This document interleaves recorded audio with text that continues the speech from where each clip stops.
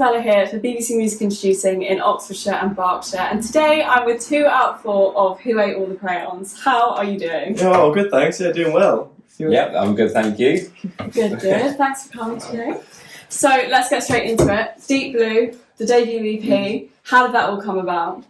So I think I started writing some of the songs when I went to university, and that's where I met Lee in Plymouth.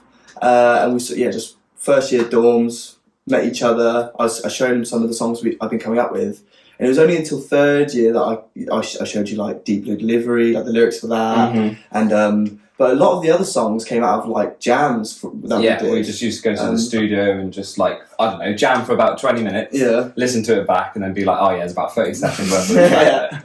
And then we'd like try and compile it together, wouldn't we? Yeah, I think that's how, I don't know, that's kind of how our style works. It's kind of like a bit random, and then we'll just go like, okay, here's something we made up on the spot, and then we'll just put the lyrics in post, basically. But yeah, and then I came back to Newbury after I finished like our sort of career at Plymouth, and then we met George and Luke, the 2 new members, and they're both Newbury boys, and that's adding their personalities to the songs. I think really just built it up to what it is now, and then we went to a professional studio, which was insane. Got it all recorded, and it was unbelievable. That's kind of how it all came about, and now we're just riding that wave at the moment of just having the music out. People seem to be enjoying it. And it went from like us just literally wanting the tick box of like, for instance, 5 seconds, the first single, just having that on Spotify, to then like us being like, no, that's like, we want an EP now. Then getting it all done. And everyone's response from the EP as well has just been like so good so far. Oh, it's been unreal. I was #1 fan of Crayons, so like now I know other people also think like. You still are the #1 fan. I am #1 fan. I'll challenge you to that. Okay. I don't think it counts. As the #1 fan, you can have that role. I don't know. Yeah. So I wanted to ask you about the name. Who Ate All the Crayons? People must ask you this all the time. It is an unusual name. Where did that come from? Do you know where it came from? I think I kind of know, but I'm not gonna lie. I think I almost make it up every time, because I think I got the stem of like where it came from. Yeah. I think you were sent it on a Snapchat or something. Yeah, or someone in a cubicle in the toilet, and just Who Ate All the Crayons is written on a brick on the wall, right? Who Ate All the Crayons on like a cubicle toilet door. And I just saw that, and we were on the way to a jam, and we were kind of like, what are we going to call ourselves? We need like a name. And I was like, oh, boys, what do you think about Who Ate the Crayons? And you were like, I was just like, yeah. And I think we were just like, we'll change it eventually. And then that's always the thing bands say, isn't it? Like, we'll just change it. And we just never did. And it's kind of like a gift and a curse name, I think. Like, because it's like, some people absolutely love it, and then other people are just like, you're bonkers. You need to change it. It's too long. You're bonkers. You're talking about eating crayons. Like, what's wrong with you boys? But I think it works. It's definitely unique. Yeah, definitely. I like it. So let's talk about your songwriting process. There's 4 of you in the band, so how does it all work? Is it that you said you write the melody first? Yep. So do you all come up with that together, or is it more of like a one-sided process? I think it starts usually with me. I'll sit in my room, I'll come up with a melody or a rhythm structure, and then I'll bring it to the boys, and I'll be like, oh, I've got this idea. I'll send them videos and whatnot, and they'll like analyse that, come up with their own ideas themselves. And I think it's key to not like, with collaboration, you shouldn't like fully anticipate every single role. So like for me, I could quite happily like write the whole song, but I don't think that creates the best, I know it sounds pretentious, but the best art or like any music like that. So I think bringing it to the boys, it takes the song in a completely separate direction that I would never have expected, and that in itself creates a better creative piece. And that's how I like to write, definitely. I think with all the boys involved. Everyone being involved, like, because everyone's giving their input then on it, like definitely. Because for instance, like you'll record like a 3-minute song, something like that, and then send it over to me. I'm down in Plymouth. I'll just go studio, and then I literally just play the drums over just to Harry and acoustic guitar. And then by the time I come up to Newbury and we will have a jam as a band, I've got the drums down just because, well, what I've been feeling just from him and the guitar, and then we just compile it together. And then that's how we go. I think it's always good to like, and we also, some of the band members like George, he's like multi-instrumentalist, like he can play it all. So like we give each other good input, I think, to like continue writing like the songs, and like George would come to me and be like, oh, I think we should possibly change that guitar lick, or like maybe we should take the chord structure this way, and then I'll go, oh, okay, yeah.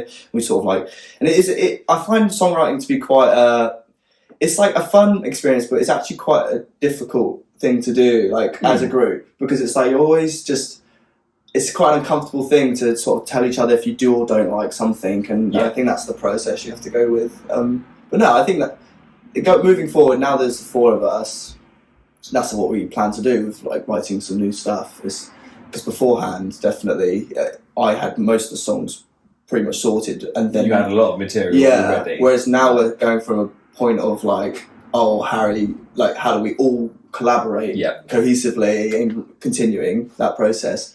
So that's where we're at the moment, definitely. I don't know if that was the question. And specifically, I mean, I don't want to pick favourites, but Torch is my favourite. Oh yeah, oh my god, I love it's that. So good. I've literally had it on repeat recently. But can you take me through the writing and the production of that track? That one specifically. Okay, so that one actually is our most recent one that we wrote, isn't it? I think it is, isn't it? So I came back from uni and I was sat in my room, classic, just had a breakup kind of situation. Now, I think that's always like a good motivation for like writing music, just quite raw.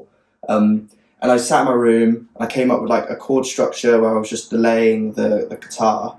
And then I think I always like make the mood for myself. I like light a candle and everything. Turn the lights up, make it loud, get all like sad. You sent the video over to me. It's just there, him like with the candle on. Yeah. And then I'm like very crying while I was like watching it. I was like, oh my god, what is this song? It's beautiful. I think you have to do that sometimes. And then the lyrics came like gradually, and then as we sort of, the two new members in Luke and George got involved, we just jammed it and played it and jammed it, played it live, thought about like how that went. Just around the corner actually, we played it sort of for the first time at Ace Space, where like the crowd were like in awe, like they were really happy with the way that performance went, because they were very like attentive, all seated. Everyone sat down. It's very weird. We're like, oh, okay. But no, I think after that we were like, oh yeah, this is probably our prettiest song we've written so far. And yeah, I really appreciate that that's one of your favourites, because it's like, I think that's our most recent one, and our most like, I think the other ones are quite, I don't know what's the word, like professionally and as a songwriter, I think Torch is our most like mature. That's what I'm looking for. It's very mature, and the lyrics in Torch just like hit.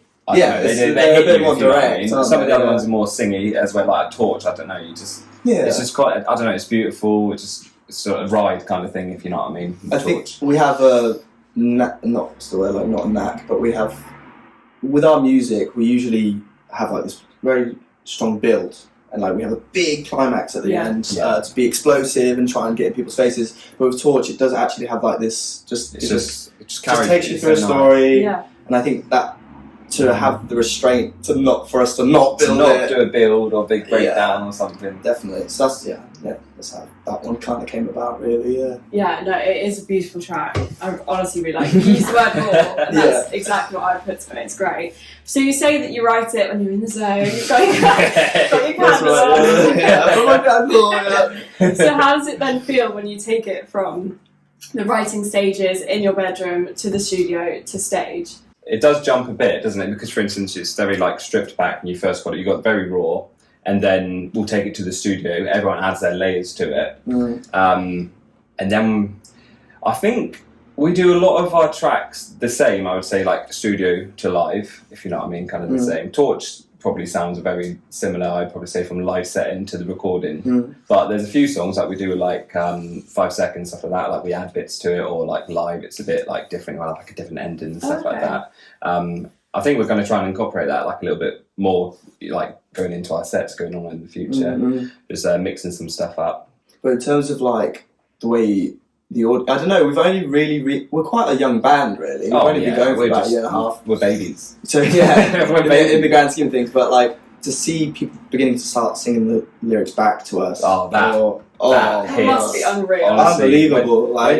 We did a gig, I can't think where we did it, but Take Me Away, basically. Take Me Away is one of our old ones. And I do like the drum bit, and then everyone just like screams, "Take me!" Yeah, I was just like, this is awesome! Oh my god! Yeah, it's a funny thing. Like you just so appreciative, I think, of the fact that people are willing, because there's so much stuff about these days with like taking people's like attention away from like different creative arts and all sorts. So for people to actually spend the time to listen to your music and actually learn the lyrics and then come back to you and sing it back to you as you're playing it, it's always just like a completely unreal experience, I think. I'm incredibly grateful for how it's been going so far. Yeah. And you've done a few festivals, I think, in Newbury over the summer. How does it feel when you take it from like a headline gig or a gig that you're doing in like a normal gig venue to a festival? How do those experiences compare? How does it change from like playing our own gig and then going to festivals? I think it's always a funny experience because like the festival hype is always like the energy in the space. It's like very hyped. Yeah. I don't know, the festival like scene just kind of makes it feel bigger, if you know what I mean, like, because normally it's like intent, you know, like little crowds and such, but then when you're like a big stage, everything's mic'd up, so it's all sounding like really good as well. Like, yeah, I think we always want to, with our gigs, like it's a different experience because people sort of know you and they know what they're getting themselves in for, whereas when you play at festivals, it's like we have to prove like something a bit more like, and it's like, how do we gain more people's attention? How do we explode out of this 10? Like that's our aim, really. Like when we played at Wokingham Festival this summer, that was insane because it was like we just really wanted to. It's almost like I don't know. Maybe it's a part of me like we want to prove to ourselves and to the audience. It's like we are who we are, the Crayons. We're here to like really like show you what we're made of, and I think we still do that for our own shows, but it's just a different energy of like. Nobody knows who you are usually at the festivals because it's like, it's just a name on a list. Unless you've heard of the band before, you're just a name on a list. And you might just wander and like go and see that band. But if they have just randomly gone and see who are the Crayons, we just want hopefully that they just go away being like, but they're good. If it's like, I think our rule is if you've got 2 people in the audience, if you've got 50 people in the audience, however number it is, it's like you always give it 100%. We always give it large. Anyone that's come to watch us live, it's like that. Your job as a musician, the audience deserves everything in that moment. How many people it is. So if you can try and leave as much of yourself on that stage as possible, I think you're doing a good job, basically. Yeah. Absolutely. So if you could compare yourself, or maybe say that your biggest inspirations are some artists, who would you go for? As a band, like rather than just personal inspirations, I'd say like for the band, I'd definitely say our biggest one's probably like Rainbow Kitten Surprise. I think we have like a funny like we're not really. We don't go for like the big names, really, do we? We kind of like we're really into like smaller. Yeah, like it's not like with the indie band and it's like Like Monkeys. Yeah, we're not really like that. I guess we kind of like we see other people within our sphere. Like we love the How and the Hum, which we absolutely adore them, and they're like. Not too. They're a big band, but they're not like. I think they should be bigger. Really, they're amazing. 100%. So we've got the Howl and the Hum, Rainbow Kid Surprise. I think bigger names. We love Bombay Bicycle Club. Yeah. We love Mumford and Sons. Yeah. I'm trying to think now. I think people always give us like Kings of Leon. Yeah.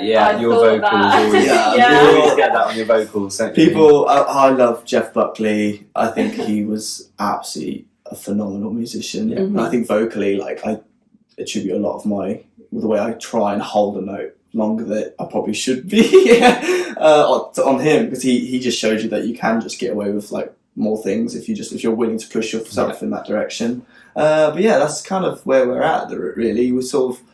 I think the boys would probably say something different. Like I can imagine Luke and George having like a different like.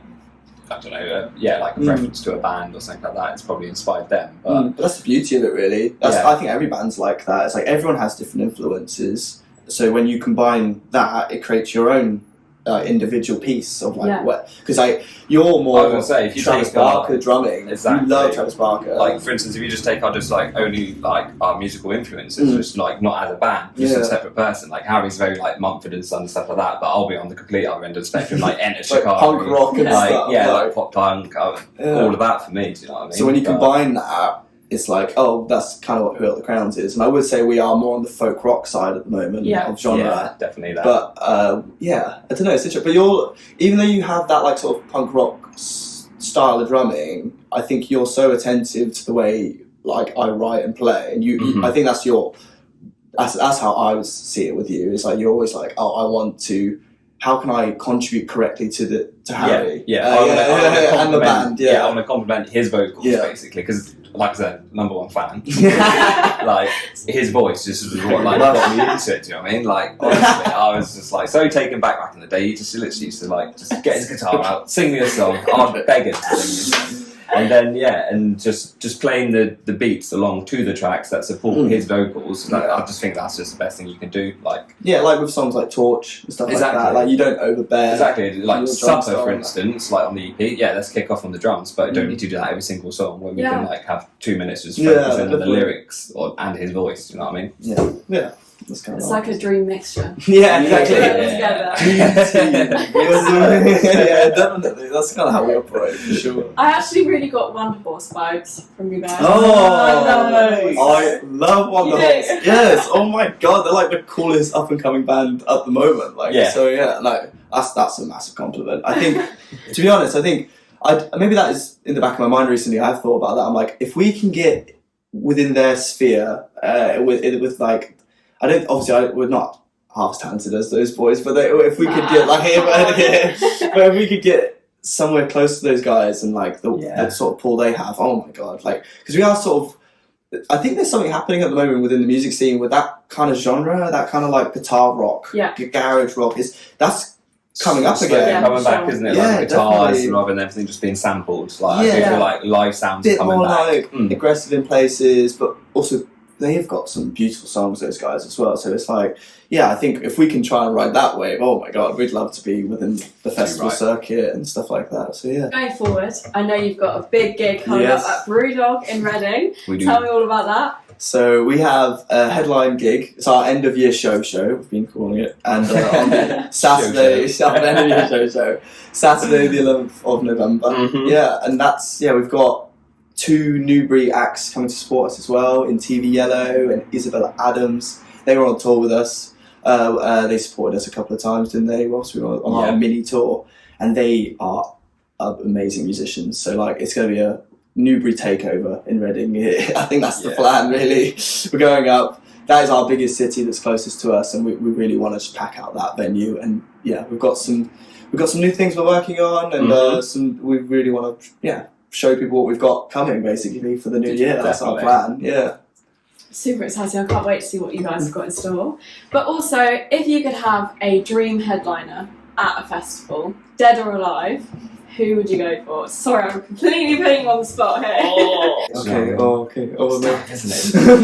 It's like, I would have been like, Metallica, but I've seen them, do you know what I mean? So I don't know if like I should choose someone that I haven't seen. You know? I think Jeff Buckley, for me. I would have absolutely loved to see Jeff Buckley. Queen. Like Freddie Mercury. We're going see him in the flesh. Oh my god, Queen. I think, for me, Jeff Buckley. I think the way I've watched like interviews where like people talk about his live performances, and they were like, he tried very hard to get his music to sound really good on like his album, but they would say the live version was just unparalleled. Like he would bring such a crazy live performance to the stage, and I think that's also like how we hope to operate. It's like we always hope that our live performance is better than the EP, because it's just like people have paid to come see you, so you want to like give them something to take away, I think, basically from it. So definitely, I think those are the 2. We saw the Queen tribute act. We did see. We played the same stage as slot. We played the same gig stage as Queen. Basically played the Queen. Basically played the Queen. Basically, No, that was great. No, Queen and Jeff Buckley, I'll take that. That's a good one. So finally, what is the dream in, say, 5 years' time? Who ate all the crayons? Where do you want to be? Hopefully still playing music. Hopefully still playing music. Hopefully an album out by then. And hopefully would have done a decent festival, if you get me. A nice slot, a decent festival. That's like just nice little goals for us. We're in a funny position, really, because I think we never really expected to kick off as much as it did. So we did the EP, and then we're like, I guess we'll carry on writing some more. We love doing it, so we're carrying on writing music. And I think we just want to see where it goes, basically. I think we'd love to, like you said, we'd love to do some of the main festivals, like Truck Festival, any of those. Yeah. But in 5 years' time, as long as we're still playing music, I think we're happy days, really. Yeah, I'll still be happy then, do you know what I mean? As long as he's still singing, I'll be happy, man. I love it. Well, I can't wait to see where you guys can take it. So thank you so much, Jordan, for me today. Thank you so much for coming and having a chat with us. Thank you so much. Cheers. Yes. And Saturday, 11th of November, Brewdog, Reading, 7 p.m. Tickets, please. Perfect. Thank you so much. Cheers.